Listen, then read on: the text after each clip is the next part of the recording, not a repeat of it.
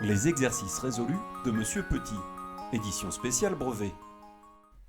Automobile et monoxyde de carbone. Les émissions de monoxyde de carbone d'un moteur à essence varient en fonction de la vitesse du véhicule. En document, on nous fournit un graphique qui montre les émissions de monoxyde de carbone en litres par heure en fonction de la vitesse en kilomètres par heure. Première question, les émissions de monoxyde de carbone sont-elles proportionnelles à la vitesse du véhicule? Justifié.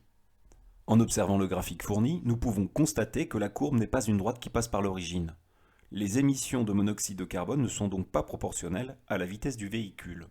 En effet, si à 50 km par heure le véhicule produit 10 litres par heure de monoxyde de carbone, à une vitesse double de 100 km par heure, il en produit 4,5 fois plus. Ces deux grandeurs n'augmentent donc pas dans les mêmes proportions. Elles ne sont pas proportionnelles.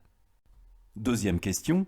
À l'aide de la courbe, on peut montrer que l'augmentation des émissions en monoxyde de carbone est de 3 litres par heure lorsque la vitesse passe de 40 à 50 km par heure.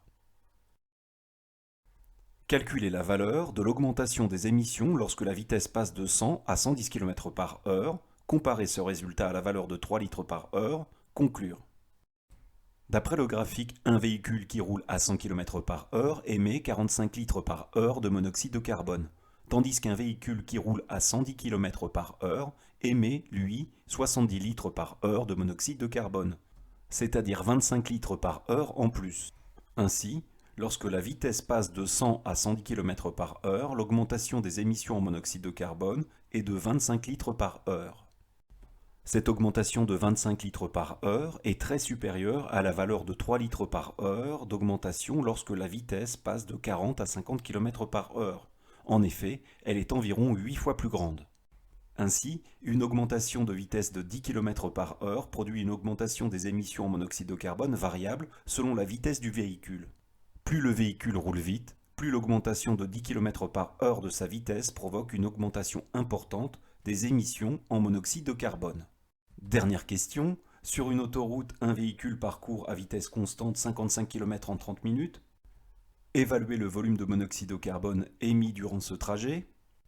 Le véhicule étudié respecte-t-il la norme Euro 5 qui limite la valeur de l'émission de monoxyde de carbone à 96,8 litres par heure lorsque le véhicule roule à cette vitesse? Pour répondre à cette question, il nous faut connaître la vitesse en kilomètres par heure. Utilisons pour cela la relation V égale AD divisé par T, c'est-à-dire vitesse en kilomètres par heure, se calcule en divisant la distance en kilomètres par le temps donné en heures. Si la distance est bien donnée en kilomètres, il faut faire attention car le temps est donné ici en minutes. 30 minutes est égal à 0,5 heures. Ainsi, V est égal à 55 km divisé par 0,5 heures, soit une vitesse de 110 km par heure. Comme nous connaissons à présent la vitesse du véhicule, nous allons pouvoir déterminer à l'aide du graphique ses émissions en monoxyde de carbone. D'après le graphique, lorsque la vitesse est de 110 km par heure, les émissions en monoxyde de carbone sont de 70 litres par heure. Mais attention, ici le trajet ne dure que 30 minutes, c'est-à-dire une demi-heure. Ainsi, en roulant 30 minutes, le véhicule émet 35 litres de monoxyde de carbone sur ce trajet. C'est moitié moins que ce qu'il aurait émis en une heure. En roulant à une vitesse de 110 km par heure, le véhicule émet 70 litres par heure de monoxyde de carbone. Cette émission est inférieure à 96,8 litres par heure. Il respecte donc la norme Euro 5. Voilà pour ce petit exercice résolu extrait d'un sujet de brevet de septembre 2020. Je vous souhaite à présent un bon travail et je vous dis à bientôt.